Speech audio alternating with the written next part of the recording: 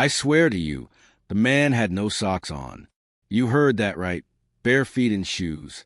I slammed my hand on the bar table, and the whole place went quiet, as if I had just announced a plan to shut down every sock manufacturer in existence. But let me back up a bit, because this story isn't really about socks, or not only about them. You see, Alex, your hands, they come from the same place the story does. My ex, Helen, once joked, "You got hands meant for typing up contracts, not for fixing things." I'd laugh it off, quipping back something smart, but inside it always stung a little. She didn't love work, not the kind you get paid for anyway. That was fine with me. The house was always neat, candles glowing, everything smelling like vanilla, my shirts folded in the closet. We built a decent life. Weekend escapes to the country, European getaways, dinner at places with wine lists longer than menus, warm nights on a couch under soft blankets and whiskers. Our cat, fat as a mini fridge with fur. A life with routines. Even the breakdowns in the house seemed scheduled. But then I noticed something strange. "Have you realized everything's falling apart lately?" I asked her one night. "Things age just like we do," she said, smiling.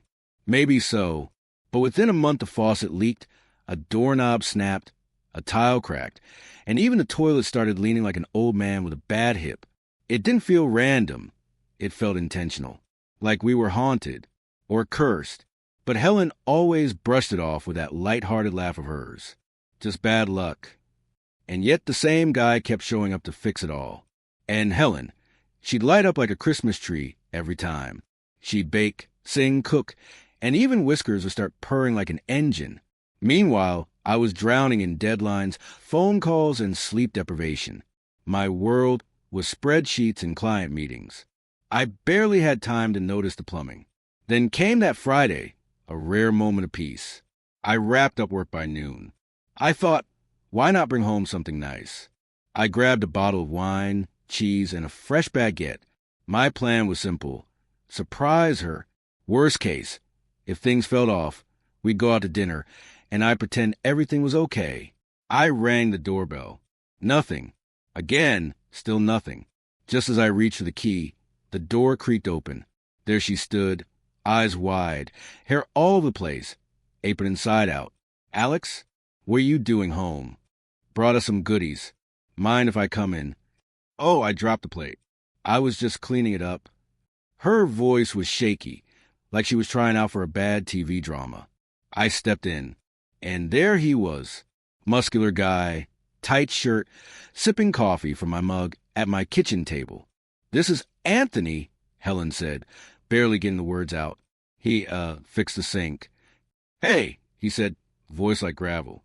I gave him a nod, headed to the bedroom. That's when I saw it, the unmade bed, the half-thrown blanket, and right there, black socks. Not mine. Something in my chest shifted. I turned back to the kitchen. He was getting ready to leave, sneakers in one hand, bare feet on the floor. That's when I noticed no socks. I don't know why, but that hit me hardest. "Do you always fix things barefoot?" I asked before I could stop myself. He flinched, caught off guard. "What socks?" I nodded toward the bedroom. "The ones on the bed." Helen stood behind him, for once unable to spin a story. Face red, lips trembling. I moved past them, picked up the socks, tossed them at his chest. "You forgot these." Then I slammed the door behind him. The silence that followed was brutal. 5 minutes passed in stillness. So thick the walls felt like they were holding their breath. Then Helen snapped. "This is your fault," she shouted. "You're not a man. You can't fix anything. Can't do anything yourself. You hire people for everything. You're just a wallet in a suit." "And you?" I shot back. "You want a handyman or a husband?" After that, we barely spoke. Just the echo of everything unspoken sat between us. A month later, I filed for divorce. No big fight. No messy drama. Just exhaustion.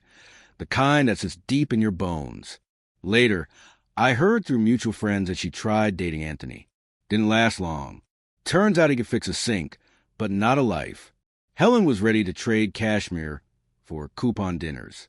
So here I am on my own. Not exactly happy. but free. The kind of freedom that feels like standing in a cold forest in the middle of winter. Still, quiet and honest.